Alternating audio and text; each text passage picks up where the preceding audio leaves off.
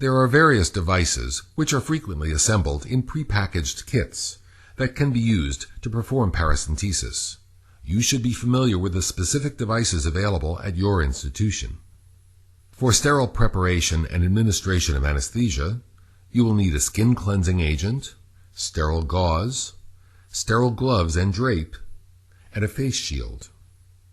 You will also need a skin marking pen, 1 or 2% lidocaine, a 10 milliliter syringe, and a 22 or 25 gauge needle. For collection of acidic fluid, you will need an over-the-needle catheter device, a 60 milliliter syringe, and high-pressure drainage tubing. You will also need specimen tubes, large evacuated containers, and a sterile occlusive dry. In this video, we will demonstrate the use of a paracentesis-specific needle and catheter assembly. This device has a safety mechanism with a retractable blunt obturator. When pressure is applied to the distal end of the device, the obturator retracts and the bevel of the needle is exposed, allowing penetration of the tissues. An indicator at the top of the device will turn red whenever the obturator is retracted. When the cavity is entered, the obturator redeploys. This safety mechanism theoretically reduces the risk of organ injury. Additional advantages of paracentesis-specific devices include multiple distal drainage holes which facilitate rapid fluid removal, and a pigtail mechanism that curves the distal end of the catheter away from intra-abdominal structures. If such devices are not available at your institution, standard 18-gauge intravenous catheters may be used. The technique described in the following section is applicable to all over-the-needle catheters. Explain the procedure to the patient and obtain informed consent. Position the patient supine in the bed with the head slightly elevated. Recommended sites of needle insertion are 2 centimeters below the umbilicus in the midline and either the left or right lower quadrants. If a lower quadrant approach is used, confirm that the entry site is lateral to the rectus sheath to avoid puncturing the inferior epigastric artery. If the subumbilical approach is used, the bladder should be emptied before the procedure. If available, bedside ultrasound should be used to find an appropriate location that contains acidic fluid but is devoid of loops of bowel or solid organs. Mark the site of needle insertion with a skin marking pen. Paracentesis is a sterile procedure. Sterile gloves and a face shield are required. The use of a sterile gown is optional. Prepare the site with an antiseptic solution and then apply a sterile drape.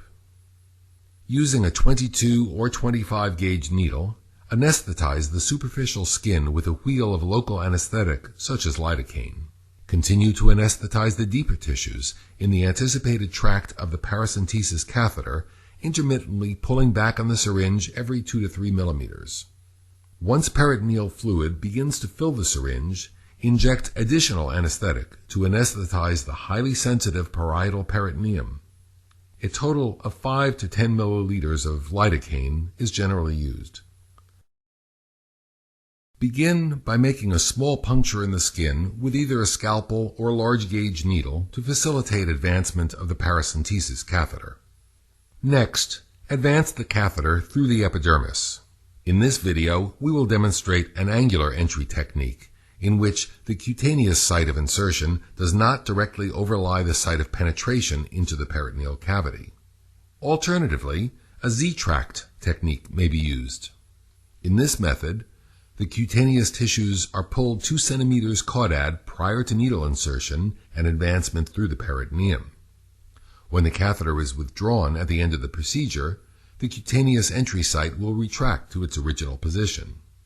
Both techniques ensure that the cutaneous and peritoneal insertion sites do not directly overlie each other, theoretically minimizing the risk of an acidic fluid leak. Intermittently pull back on the plunger as you continue to advance the needle through the subcutaneous tissue. Bedside ultrasound may be used to confirm proper placement. You may feel a sudden loss of resistance when the needle pierces the peritoneum. Immediately stop advancement once the acidic fluid begins to fill the syringe. Next, guide the plastic catheter over the needle and into the peritoneal cavity and then remove the needle. If a diagnostic sample is required, attach a large syringe to the catheter and aspirate 30 to 60 milliliters of fluid for analysis. For therapeutic large volume paracentesis, attach the high-pressure tubing to the end of the catheter and then to an evacuated container. Further containers may be used for collection of fluid if necessary. Blood pressure and heart rate should be monitored during large volume paracentesis. Once the desired quantity of fluid has been removed, withdraw the catheter and apply a bandage.